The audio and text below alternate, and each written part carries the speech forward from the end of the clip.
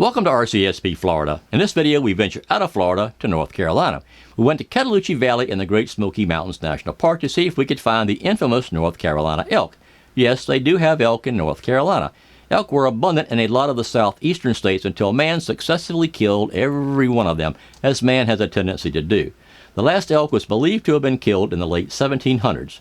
In 2001, 25 elk from the land between the lakes in Kentucky and 27 elk from Elk Island National Park in Canada were brought to Great Smoky Mountains National Park by the National Park Service in order to reintroduce the species to North Carolina.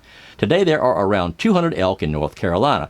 The original group was reintroduced in Cataloochee Valley. They grew in number and started to migrate out of the valley and have now been seen in various other locations nearby. The elk you are looking at were near Cherokee, North Carolina at the Oconaluftee Visitors Center.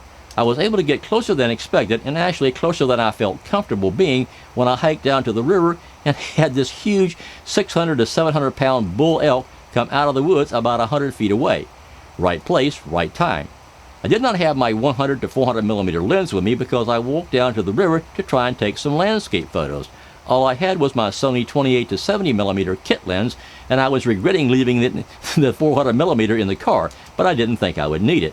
I also did not have my tripod. Sorry for the shaky picture, but I'm standing on round river rocks and had a hard time balancing myself while I had the camera up to my eye, because you're pretty much blind doing that.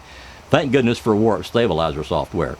I knew the elk was nearby in the forest because we had seen him earlier, but never expected him to walk right out in front of me and be that close. There's kind of a funny story behind me seeing the elk come out of the woods. The fact is, I didn't at first.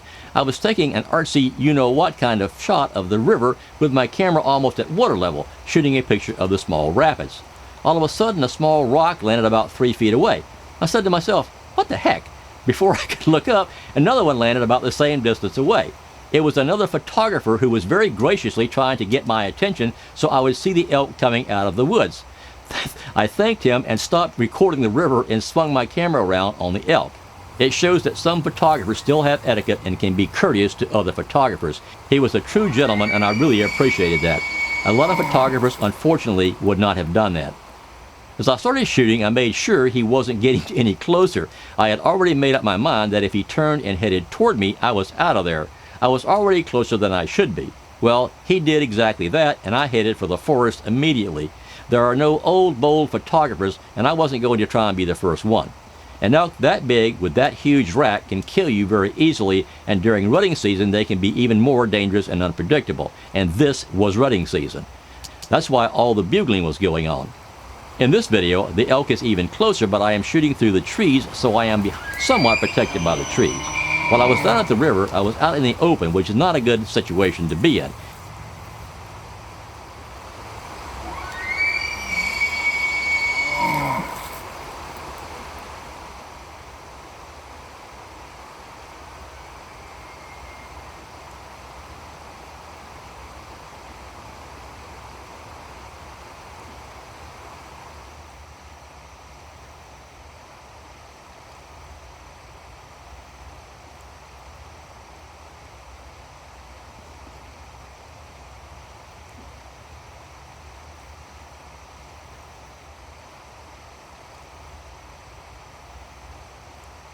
He eventually walked back into the woods, bugling away.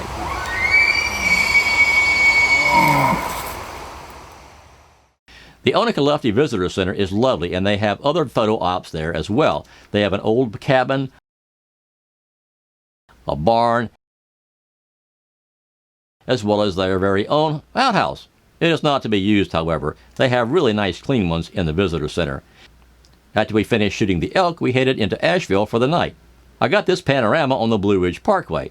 The scene was great, but would have been much better with a more interesting sky, but you sometimes have to take whatever Mother Nature gives you. I could have replaced the sky, but I decided not to do so. It's still a beautiful scene. The next morning we headed for Linville Falls to try our hand at shooting waterfalls. I had hoped for cooler weather, but it was in the mid-80s with high humidity, not very comfortable for hiking up and down mountains. The elevation was around 3,500 feet, and this flatland old man was struggling a bit.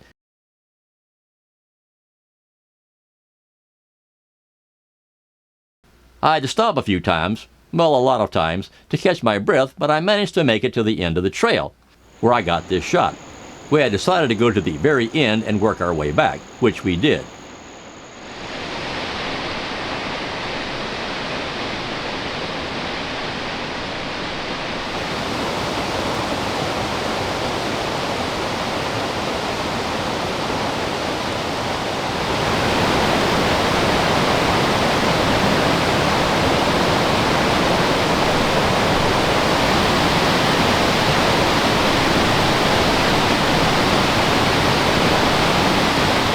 Once we got the shots of Linville Falls, we headed to Blowing Rock, North Carolina for lunch.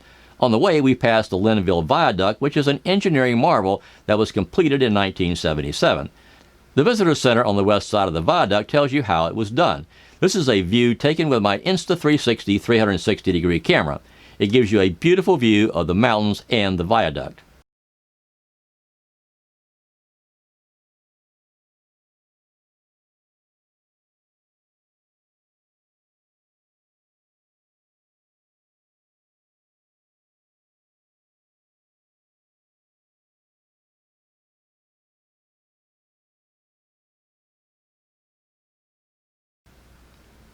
Unfortunately, I woke up the next morning feeling ill, and we decided to cut our trip short and head back to Florida. Nothing serious, just some sort of a stomach bug I picked up. I hope you enjoyed this brief journey through a beautiful part of North Carolina. I absolutely love exploring this area of North Carolina. If you like this video, please hit the thumbs up button. If you want to see more of my videos, please hit the subscribe button in the lower right corner of your screen. I would appreciate that. If you want to know when I post new videos, please hit the bell button.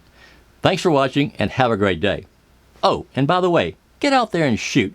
You're not learning anything sitting in your easy chair, you know. If I can do it, so can you. Have a good day.